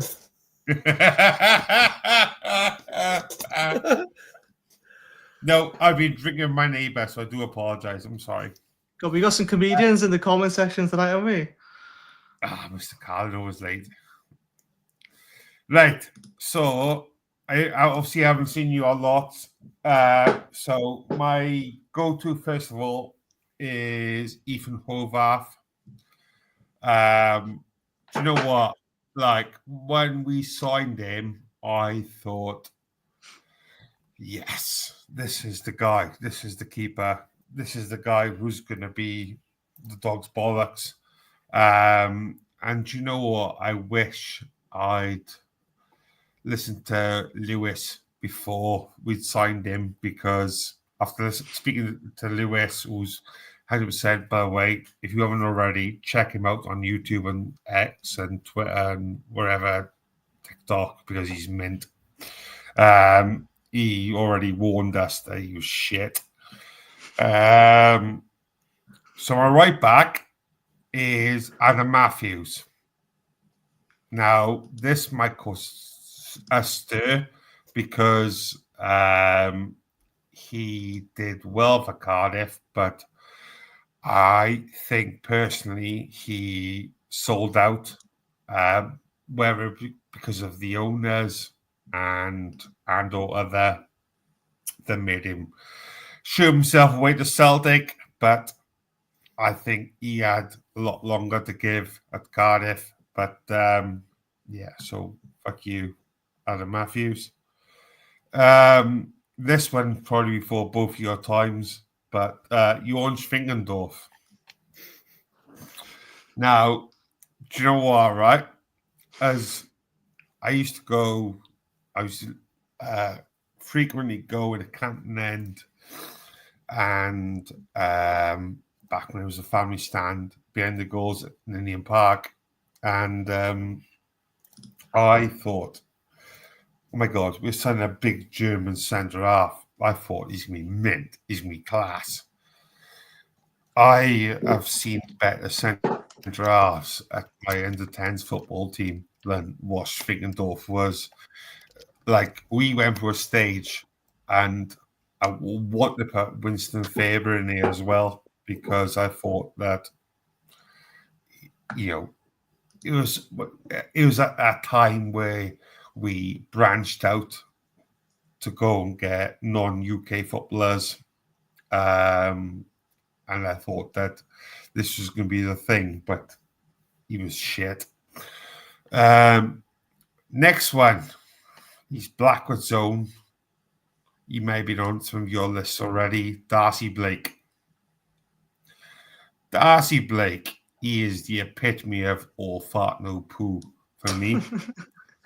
I thought that he should have been the guy. He should have been like the original Danny Gavidon. He should have been that guy who was a stalwart in defence for Cardiff. Should have done it for Wales, but he loved the coke too much. So, unfortunately, his career went off the poop. My left back, this might be controversial, is Declan John. Declan John for me, but he should have been the guy. There's no reason why Callum O'Dowda should have been doing the left back position. Declan John should have been the guy. I don't know what happened. He was a winger originally, he was, and he was asked to play left back. He was never really a left back. He was originally a winger, so I can see why. Callum O'Dowda? Declan John. No, he's a left back by trade, mate. He is a left back by trade. In the card, he came to the academy for us as a winger. He did, and we had injuries to left back. He was asked to play there, and in the end, they just converted him to a left full back. I don't remember Declan John playing. Who's this? He was a. Yeah, I think it was Swansea, didn't he? I think it was Swansea one point, but he was a winger originally in the academy for us, and he ended up playing left back for us. He did. Okay. Before we continue, I'm going to have to shoot off now, lads. But just so to make sure I don't accidentally end the stream, Rob, do you have full control of the ship? I have the power. You have the power. I am the captain now. Look at me. I am the captain now. So when I leave, I'm going to press leave studio and not end stream, right? Yeah, man. You're all good. I appreciate everyone as well. Sorry to cut you off as well. And I'll watch the rest of this tomorrow morning to see what you put, because I'm really interested now. But I'll have to shoot off now and I'm absolutely boiling. So yeah, thanks very much everyone for tuning in. It will continue, but I'll leave you in the capable hands of Rob and Rhys. See you all soon. Top man, Ev. Sorry, boys. I do apologize. I'm late to the party. You're good. See ya. Rhys obviously had nothing better to do. Right, where am I to? So, okay, so this one really irks me a lot. El Ghazi. So when we signed El Ghazi, right, it literally gave me twinges because I thought we have signed a great winger here, and he has literally been useless for me personally, Rhys. Yeah. When we signed El Ghazi, mate, did you think that he was going to be the one? Maybe not the one, but do you think he was going to live up to a lot more than he did? I thought he'd do a lot more. I mean, he was not a winger, and the first real winger we'd had for a while. We had a bowler previously. Callum Grant to be playing there. Again, Callum Grant's a different kind of... He's a striker playing on the wing. El Ghazi was that guy with a bit of magic, a bit of skill abilities, beat his man, get on the defender, put a ball in, or score a goal. And he looked at none of them things. Like some of the passing, 5-year passing was just so poor.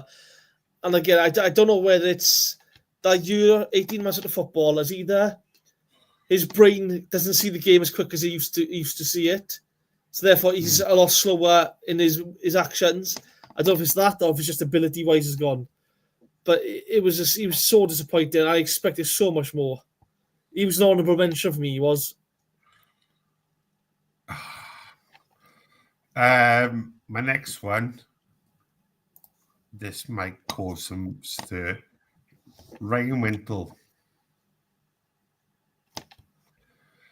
I thought, given I watched his career for a long time, and I expected a lot more from Ryan Wintle.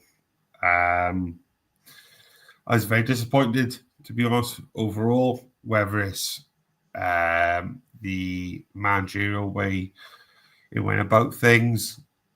I just thought that he was doing great.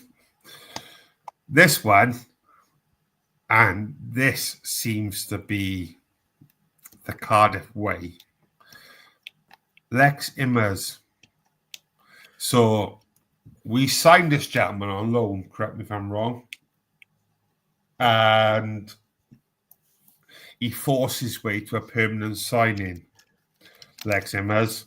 And as soon as he signed that permanent contract, it went to shit.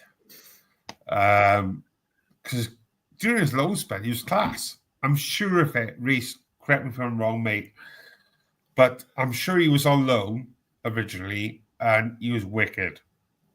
And he just went to shit when he signed a permanent contract. I don't know what happened, but he was bastard awful after he signed that permanent contract. I'm pretty sure he didn't even see up the contract either. His contract terminated halfway through his year's contract. Yeah. I'm sure. But again, he was like a straight. He's like a 10 when he really a sort of thing, a hybrid 10. Yeah. And I remember he was on his low spell. He had I remember a few goals he scored, and then all of a sudden, I think Warnock came in and Warnock didn't fancy him or something, or something went wrong. But he just didn't really play after that. He just struggled, didn't he? And then his contract was terminated. Yeah, John mentions there. He banged goals in, mate, but as soon as he signed that contract, as soon as he went permanent, he offered nothing. Nothing happened after he went permanent. Nothing happened at all. This one might be controversial potentially, but fuck it. I'm all about the controversy. Controversial. J. Emmanuel Thomas. I said him in my one. He was in yours? Yeah, he was in my one, Jet. I remember his goal against, I think it was Doncaster Rovers. He took out 3 or 4 players, put it in the net as if they weren't even there. But again, he'd only do it when he wanted to show up. Well, enough's been said about him already. And no, go on. Again, say why. Go on. I don't mind. No, I just think he's just the epitome of, like, he came with a big agenda around him. I thought that when we signed him, I thought, he's going to be the guy. He was built up to be, was he ex-Arsenal Academy? Yeah, I think we had him on loan, didn't we? Yeah. I thought he was going to be the guy. But it's just the attitude. And it says it all, mate, because where is he now? I mean, obviously, this is going back, he was at 10, 15 years ago. The last I remember, I think 2 years ago, he was at Livingston in Scotland. I know, Jay, mate. I know what you mean. I think he was I think it was in Scotland, Livingston, like 2 or 3 years ago. But again, I remember, you look back at that time that when we had him, we had like sort of Kumas come back as well. And I think Kumas tried his best, but just he lacked that ability in the end, and he just couldn't really do it, move about. And you look at J. Mount Thomas, who couldn't move about, and just thinking, why just put the effort in? He was such a disappointment because when he turned it on, he was magic. And it's mad. And you look at right, I know this is going really off cuff, but Uncle Albert Adoma. Yeah.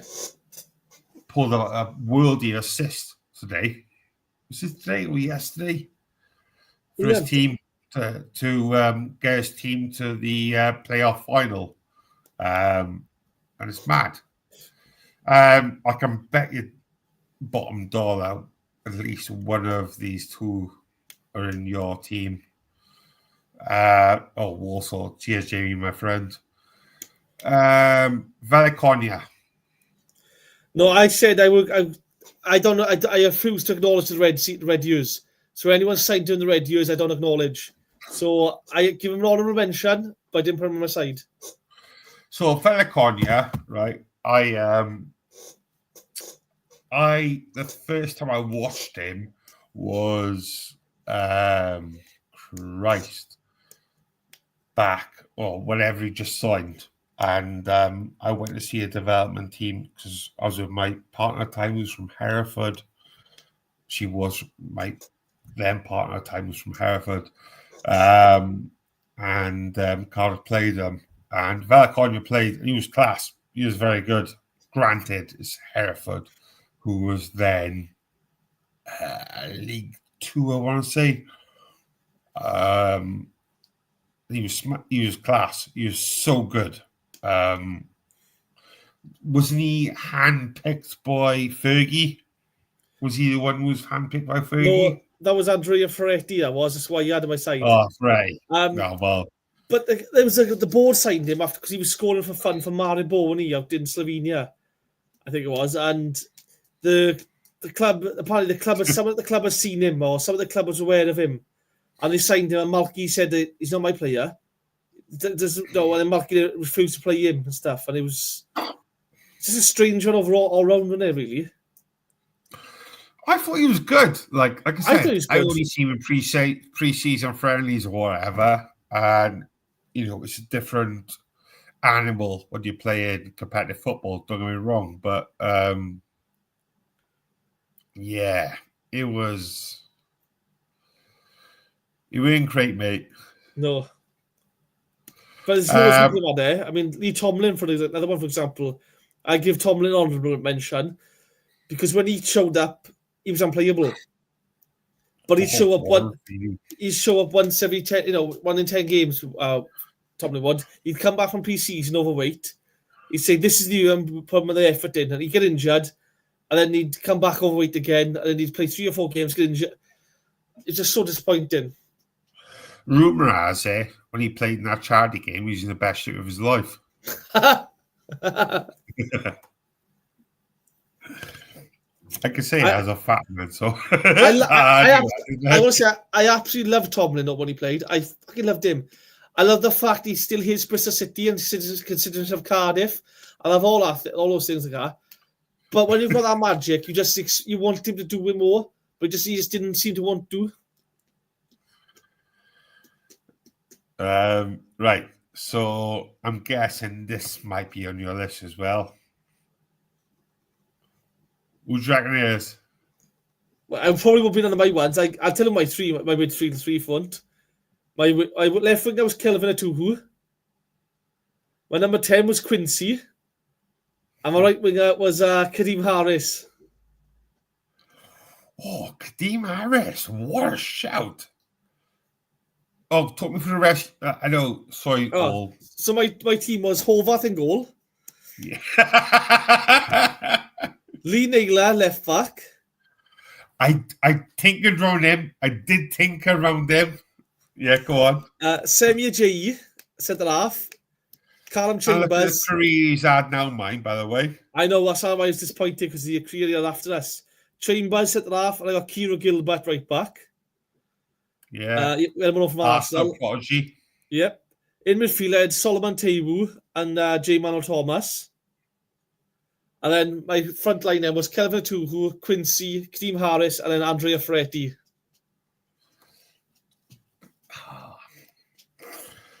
So my final one is Cornelius. I dabbled on a few of these. I was in for quite a few players. I got quite a few mentions that I'd love to give, but I'm scared that if I have guests on in the future that I could ruin it. So, yeah, I've got Andre Cornelius as my guy. I think that different circumstances, that gentleman is a great striker, and he's proved it. He's got on to have a good career, I think. Rhys, do you agree? I think he's done well.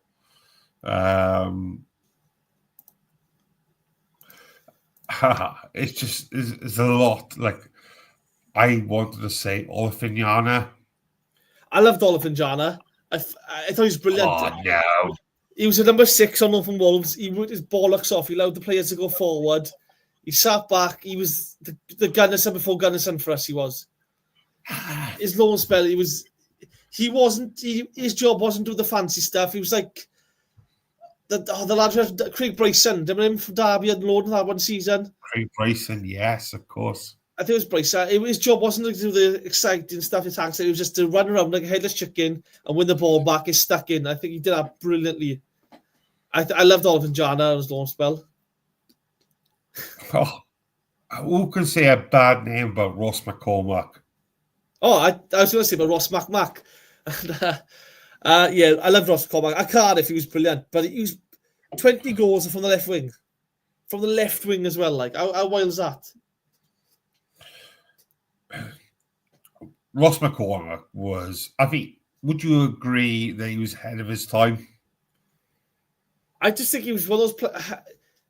It was a strange one because I don't think anyone knew how to stop him quite yet. Because he wouldn't play as a number 9 and he wasn't when he plays a 10. He just sort of had a free roam role where he would just wander and drift into space and no one knew how to defend against that back then. That was before more like 4-4-2 days they were. When 4-4-2 was simple, 2 centre backs and 2 full backs go against wingers. But he would just drift into space and a defender would come out and close him down, and all of a sudden he'd be in behind him. He was just I think he was ahead of his time. I did rate him. I love McCormack. I felt for him because again he had 20 odd goals, pushed to the wing. Shops comes back, and Chopper did it for fun for us. Let's be honest, scoring goals. I loved him. Yeah. What about what's it gone? I knew I had it.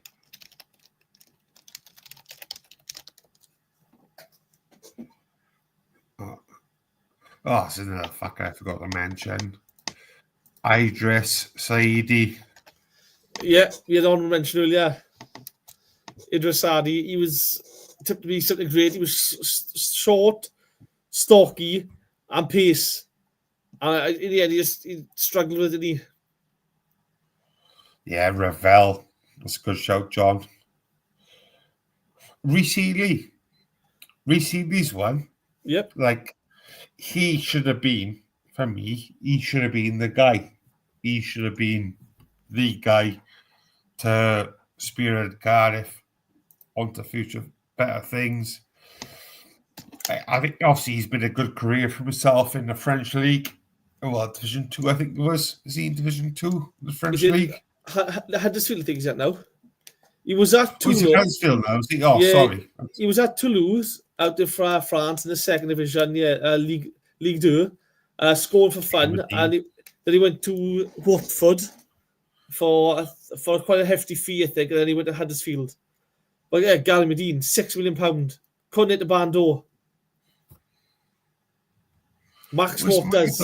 Because the pedigree of Gary Medine is huge. Gary Medine is a football league footballer. Like, he knows. Oh, no, I'm not having that. Craig Noon. Craig Noon was class. I want other things to say about Craig Noon. Don't, because I feel like you're going to argue with me. No, I loved Craig Noon, but I just did a club there. Inichi Namoto from Jonathan Davis. What a player he was. I fucking loved him. Oh, what a player. On loan. Again, I loved it. I just didn't see enough of him, I thought. That was the year we had a Gary Neal and stuff come on loan as well. Just didn't see enough of him. But there's so many players, especially up front, like Max Waters couldn't really do it. Kenwyn Jones couldn't do it. Peter Odemwingie couldn't do it. We had Adam Lafondra, who scored goals of fun in lower leagues, couldn't do it at Cardiff. Federico Makeda, the ex-Man United player, couldn't do it at Cardiff.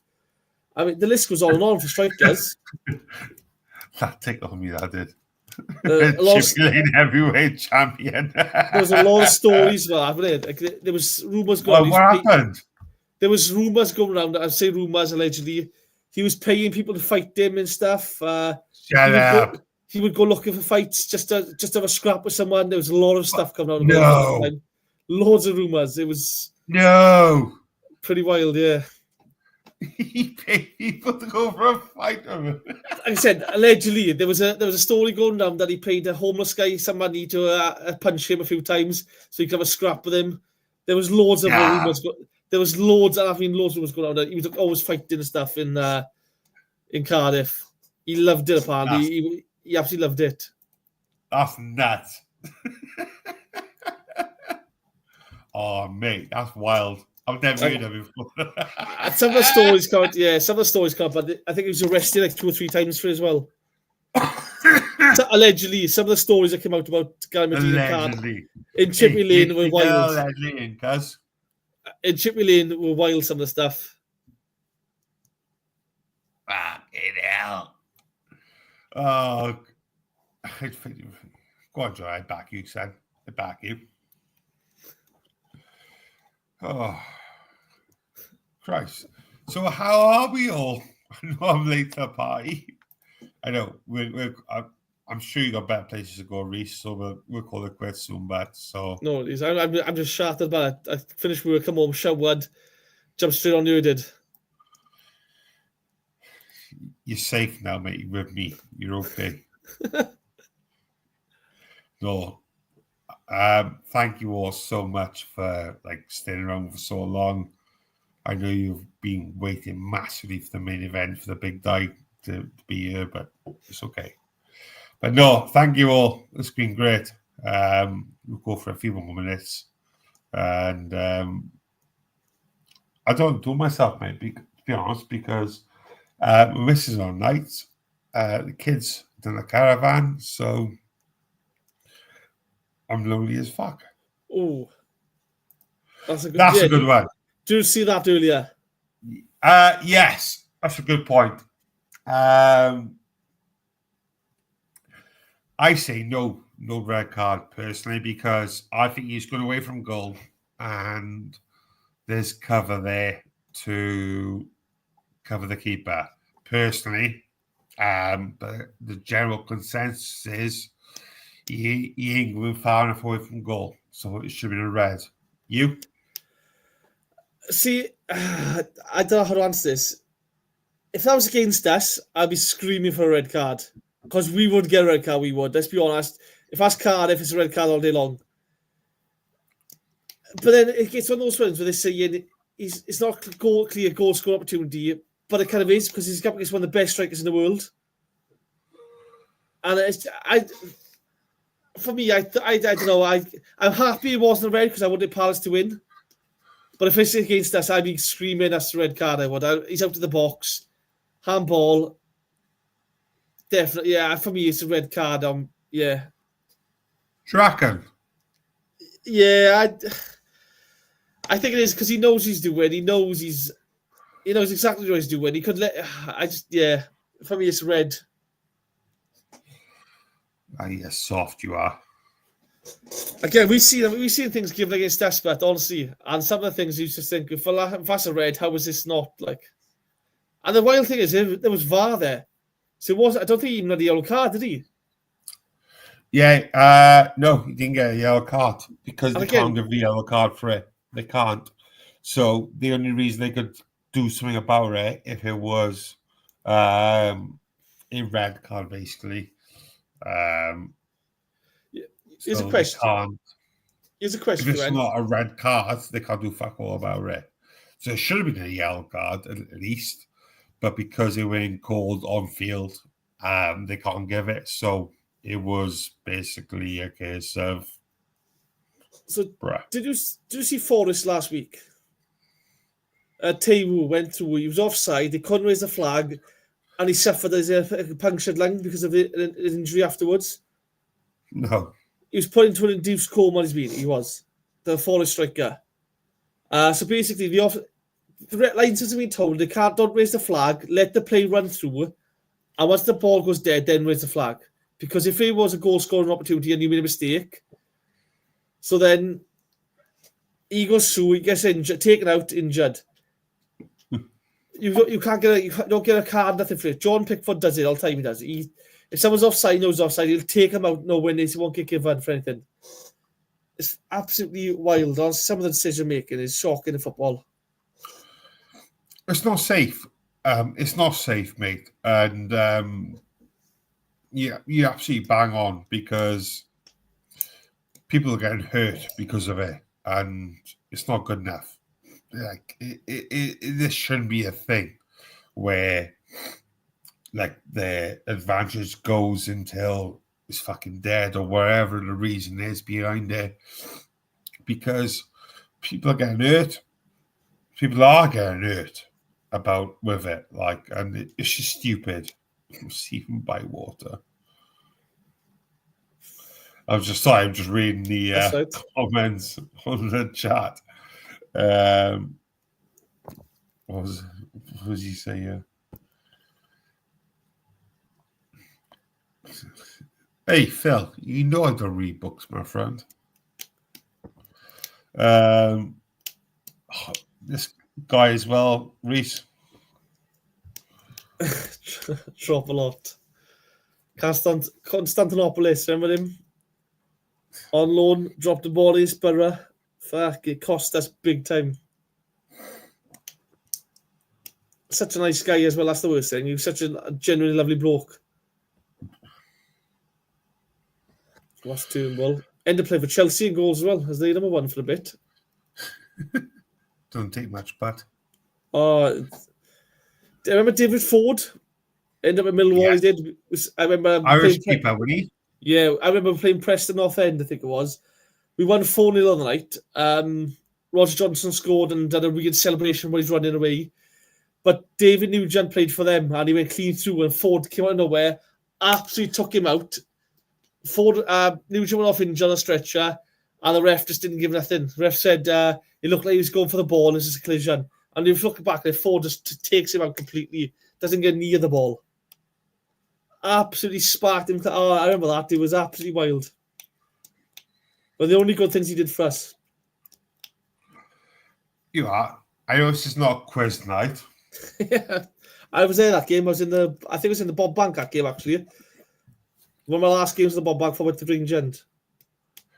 Yo, so it's not quiz night. It's not flower hour. Granted, he did make an appearance. But who's the first American goalkeeper Cardiff had? First was the American goalkeeper. Probably before my time, man. Hang on, 2 secs. John Holworth, I remember. John Holworth. All the time, kid. What years was it? 14-15 season. Oh, fuck. An American keeper. Yep. 14. That's that red years, was it? What? Is that the red years? Career. The red kit seasons. Excuse me. I'm not sure about. If it was, I stopped watching Cardiff when it was red. I refused to watch them. So I wasn't too sure. So this gentleman was born in London, but he is a United States under-23 international. Like I said, if it was doing the red seasons, I wouldn't know because I didn't bother watching.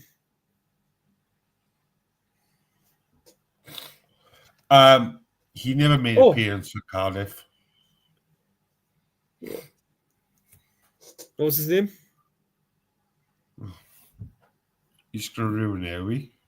Well, again, because Bob Banks put one in the comments there, and I'm pretty sure, if I remember right, that was when I was a kid. That was like the early 2000s. Oh, well, maybe he's still the first American now.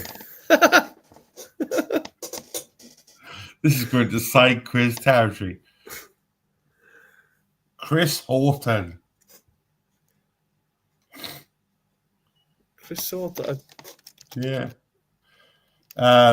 He was born on the 14th of September 1994. American soccer player. He is a former under 23 USA international. He made no appearances for Peterborough United before signing for Cardiff City, where he made no appearances. He went on to join Leeds United, where he made no appearances. He went on to make no appearances for DC United, and then went on to join Richmond Kickers and made 4 appearances for USA under 23s. What a guy. Quality. USA. USA. Like, I understood that chant, right? When he was in Eddie Johnson, he would his bollocks off for us, right? He was, he didn't have the best finish. He wasn't the best. I remember him scoring. It meant so much to us all to see him score because you appreciate how hard he worked. So when he did get that goal, he's an over and fuck all to in that chant. He has done nothing to earn a USA chant. He's done nothing for it. It pisses me off every game when fans chant USA, USA. So fuck off. Rhys Morta plays Zimbabwe, right? A few weeks ago, he put a Zimbabwe. So I said, yeah, back at the Canton, he made a fantastic challenge. So I started going, Zimbabwe. No one joins in, but Ethan Horvath gets one going. Honestly.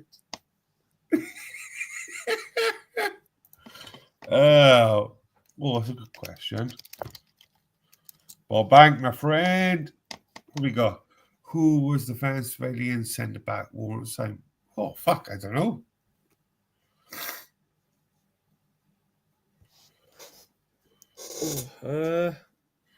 Rolf Harris. I think no. Rolf something. The promotion season. Venezuela. I should put that up, but it's past like 10 o'clock, so fuck it. I don't remember any Venezuelans.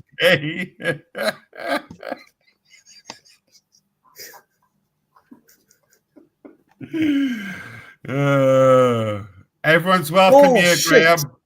I do remember this actually. Amorim, is it Amorim or something like that? Or was he Argentina? That tickles me like fuck at it. Oh shit! I do remember. Rolf Felcher was the Venezuelan. Ooh. Rolf Felcher. I remember that actually. Yeah, because there was a lot of hype around that. All talk. We've said a South American defender, and there's a lot of people saying, "Oh, he's going to be the next big thing." Like Schwickendorf. I don't know what happened to him after that. Oh, Wikipedia will sort it out, boy. Bob Bank 27 says he didn't play a game, man. After that, he went to LA Galaxy, played, and he's at Wurzburger Kickers, and then Duisburg. Is that a team that? Hang on, wait a minute. Richmond Kickers. Charlie Orton. Sorry, Richmond Kickers. You were in the same team as him. I remember that. There's South American side of Cardiff. Like at the time, it was exciting because again, you think South Americans, you think bang. That's why I put Schwickendorf in, mate. Because one, like I said, when I was a nipper, I thought, oh my god, we're signing a 6'6" centre half from Germany. I was only like, I said, my boy's age, 10, whatever it was at the time. I was thinking, fuck, we're going to get a monster by here, the centre half. And he was shit. Winston Fairbairn, much better, mine, by the way. That's right back. He was, he's my honorable mention. He was dog shit as well. Yes, that's the one, John. I forgot about the French guy.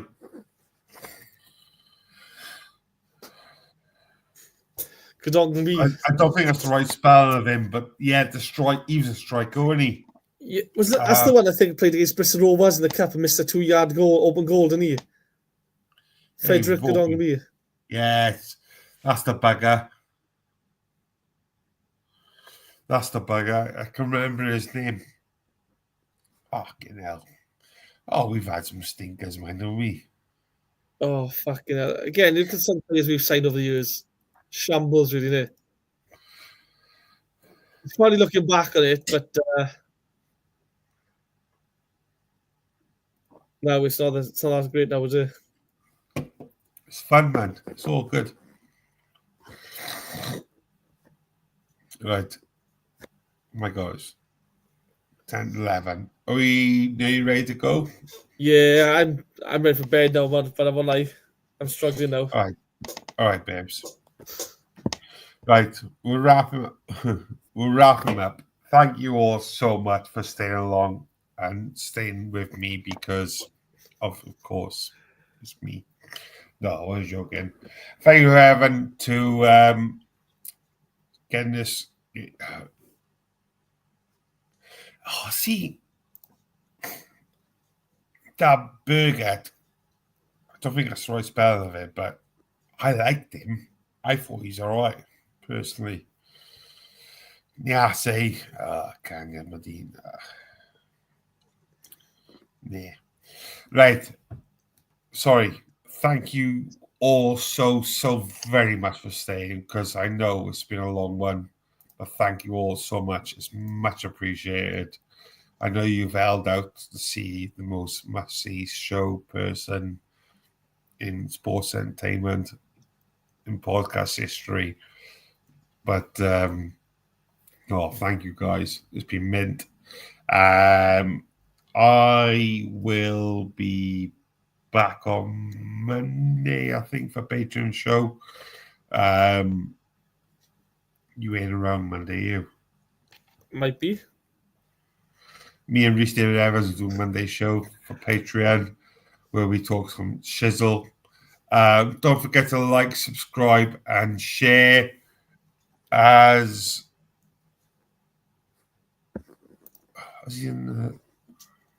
sorry, I got distracted. Yeah, for a price for a cup of coffee a month, you can become an acepodcastnation member, get early access to shows. There's a hell of a lot going to come out in the next few months. A lot of live events coming, I think, soon. Monday shows, the Patreon shows are going to start kicking off as well. We're going to have a lot of stuff going on with the Patreon shows. So please do like, subscribe, and share. It is massively appreciated. What are you smiling for? See in the comments, it's all. Who's commenting, bruv? Oh. And tell me something else. Hey. You still tune in, my friend. So fuck you, John. No, love you, Rhys. I'm joking. No, thank you all. Like, I know it's been a really, really long review tonight. So obviously you guys have no life. So thank you for staying tuned and enjoying us. No, but much appreciated, obviously, of course. I mean, it's just me. I feel like I'm missing something somewhere. Did Evan Almighty do the... Yeah, he did everything. He did? Yeah, he's done all that. Mint. So, without further ado, good night, God bless, and up a flower.